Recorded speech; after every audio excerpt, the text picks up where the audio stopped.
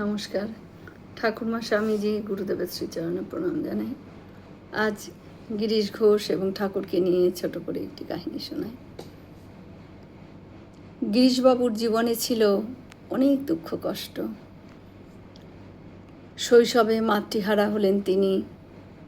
এর কিছুদিন বাদে কৈশোরে বাবাকেও হারালেন। মাত্র 30 বছর বয়সে হলেন স্ত্রী বিয়োগ। এই সময় তার সওদাগরি অফিসের চাকরিটিও চলে গেল। একের পর এক দুর্ঘটনা তাকে ঠেলে দিয়েছিল চরম উচ্ছৃঙ্খলতার দিকে।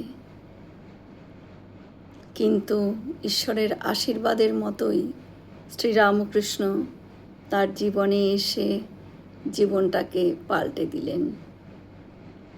পরবর্তীকালে গিরিশবাবু বলেছিলেন, পৃথিবীতে এমন কোনো পাপ নেই যা আমি করিনি।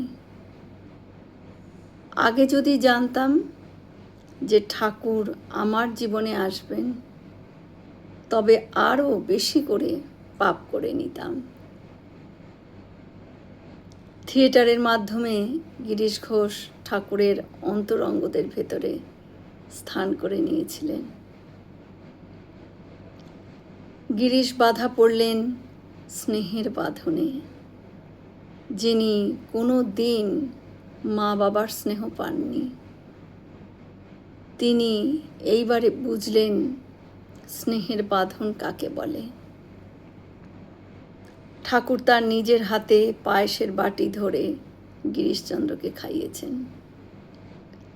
খাবার পরে চাছিটুকু তিনি আঙ্গুলে করে তুলে তার মুখে দিয়েছেন। কতটা ভালোবাসা থাকলে তা সম্ভব। গিরিশের মনে হয়েছিল খুব ছোট্টবেলায় তিনি সব হারিয়ে আজ বুঝি তার মাকে তিনি ফেরত পেলেন। আবার মনের মতো না হলে রেগে একেবারে অগ্নিশর্মা হয়ে যেতেন। একবার ঠাকুরের কাছে গিরিশের আবদার, তোমাকে আমার ছেলে হয়ে জন্মাতে হবে।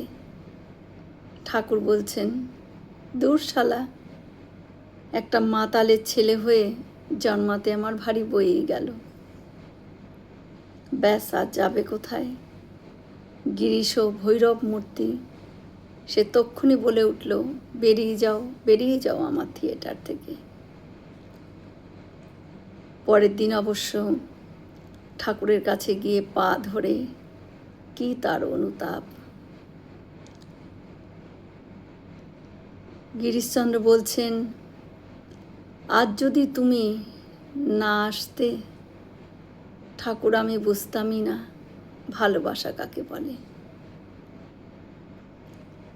কোনো রকম সাধন ছাড়া কেবল বিশ্বাস আর শরণাগতির জেরে ঠাকুরের স্বরূপটি উদ্ঘাটিত হলো তার কাছে, যা বহু তপস্যা, বহু সাধনার দ্বারা হয়তো মানুষ পান না। ঠাকুর বলতেন, গিরিশের বিশ্বাস 5 শিকে 5 আনা। ঠাকুরের দেহ রাখার পরে ভক্তরা গিরিশকে ডাকতে এলে তিনি বলেছিলেন, তোদের ঠাকুরের সৎকার তোরা করগে, আমার ঠাকুর মরেননি, তিনি আমার অন্তরে আছেন। জয় শ্রী রামকৃষ্ণ। আমরা সকলে মিলে একসাথে বলি, জয় মহামাই কি জয়, জয় ভগবান শ্রী শ্রী রামকৃষ্ণ দেব কি জয়, জয় স্বামীজি মহারাজজি কি জয়। হয়তো অনেক ভুল ত্রুটি করলাম, ঠাকুর যেন আমায় ক্ষমা করে দেন। সকলে সুস্থ থাকবেন, আনন্দে থাকবেন। ঠাকুর মায়ের কৃপা দৃষ্টি সকলের ওপর বর্ষিত হোক। শুভরাত্রি।